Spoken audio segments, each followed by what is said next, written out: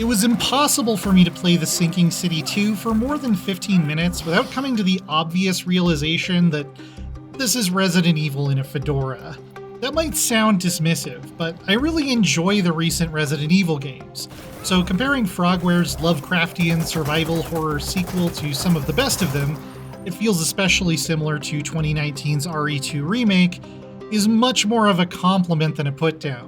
What sets it apart begins with its rich 1920s New England setting, flush with loving detail that instills a strong sense of personality over the top of the mechanics it so clearly imitates. You killed her, Calvin. Hey, you killed her. It's your fault. She's not coming back. You're a bad person. Just as a quick note, some of the gameplay you see here was captured on the New Game Plus Ex Oblivione mode, with a few unlockable perks like unlimited machine gun ammo, so it's not necessarily all representative of the typical combat difficulty. You play as Calvin Rafferty, a likable occultist waking up to an apocalyptic flood set to wipe out the entire city of Arkham, Massachusetts in 1929. He's definitely a little bit of a Pulp Fiction stock character, hard-chinned, two-fisted, and foolishly brave, but there are layers to him that rise to the surface here and there. Similar to the Resident Evil comparison, likening him to the classic heroes of the genre is not really an insult. The intriguing cosmic horror plot revolves around a half-remembered expedition to Lovecraft's surreal dreamlands that left Calvin's partner and paramour, Faye, in a comatose state. This creates immediate emotional stakes and momentum from the very start, which carried me through the somewhat slow first half of the first chapter. I don't want to spoil too many surprises, but The Sinking City 2 manages to be a bit of a who's who of the Cthulhu mythos. Some of its eldritch guest characters are much more hinted at than portrayed in all their terrible glory, but Arkham heads will find lots of little nods to make them cackle with otherworldly glee.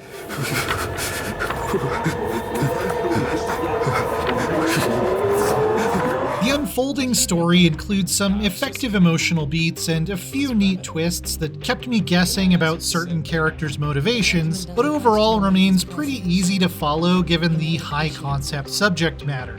This isn't the kind of tale where you're going to have to look up a YouTube video to explain the ending afterwards, and I appreciated that. But it also doesn't back down from engaging with some of the heavier metaphysical aspects of Lovecraft, effectively selling the idea that you're up against beings beyond human comprehension. And it also does a decent job of sidestepping some of the ones that haven't aged particularly well. I severed my eyes from the nerve, and as they died in their sockets, I introduced the slither.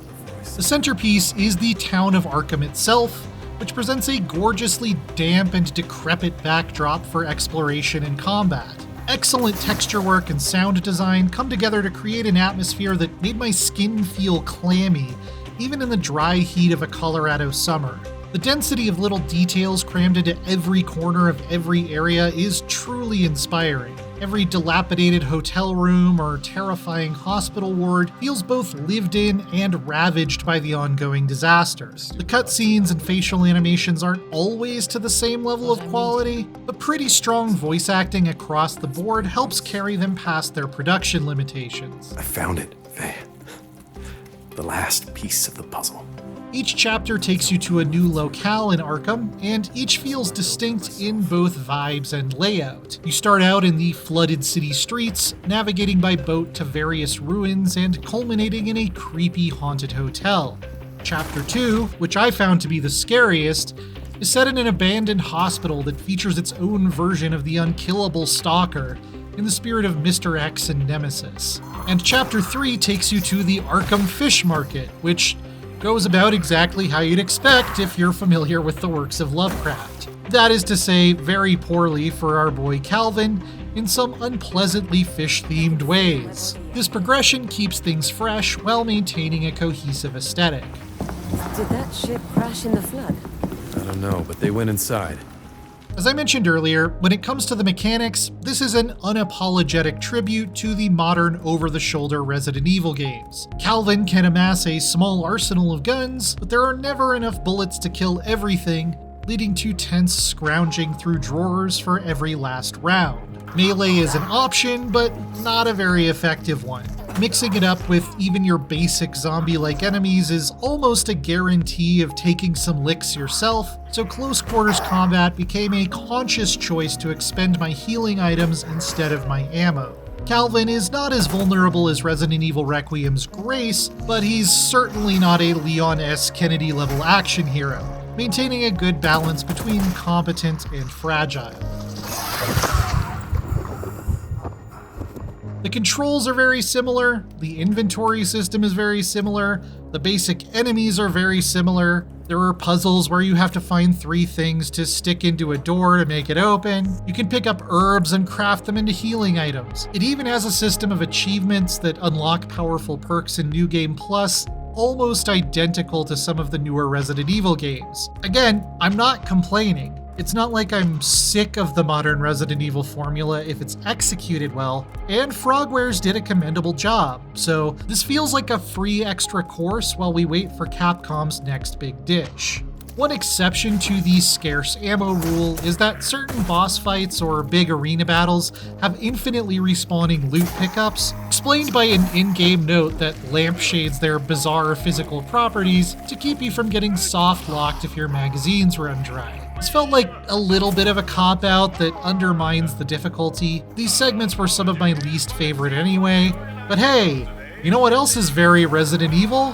Having boss fights that aren't very good. Which of you will reign supreme? All that said, The Sinking City 2 isn't just about Frogwares being a Capcom cover band. One way it sets itself apart is with a perk system that lets you unlock and equip powerful runes that do things like increase your damage when your flashlight is off, rewarding you for being able to hit enemies you can't even see. They come in 4 tiers of increasing power, and you can't really unlock the strongest ones on a single playthrough, creating a compelling incentive to charge headlong into horror all over again. The other novel bit is the ability to find written clues around every area that can be organized and connected with red strands, like your very own wacky conspiracy board.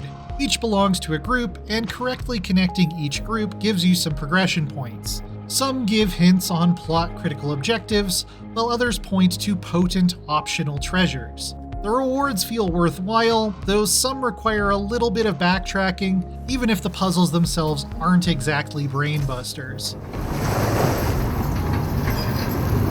Good. Back to the boat. You can set the difficulty of these puzzles independently of the combat difficulty, which is neat, but all the harder option really does is remove highlighted text and icons that tell you which clues belong together. I didn't find it particularly tough to figure out which hints were related and put together the information in them myself even without those hints, so it just felt like increasing the difficulty from very easy to easy. There is one pretty tough optional puzzle that required me to really use my brain later on, but I did still end up yearning for more difficult detective work.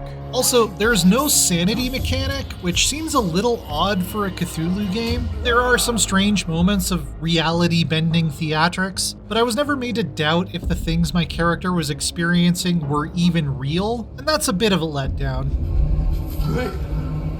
I'm sorry. While a lot of the basic mechanics and moment-to-moment survival horror of The Sinking City 2 feel inescapably like off-brand Resident Evil, it's a praiseworthy imitation of its main inspirations. The story presentation shows the limitations of its production qualities at times, and I wish the detective elements were a bit more robust and challenging, but taking on imposing enemies in some truly inspired, detailed, and memorable environments while watching my resources dwindle reminded me of some of the best parts of this entire genre. Nobody really gets a happy ending in the Cthulhu mythos, but I was pretty satisfied with this latest harrowing peek into its writhing innards.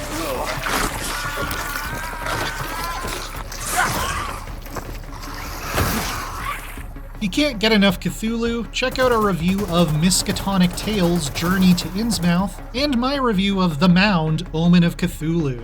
And for everything else, keep it right here on IGN.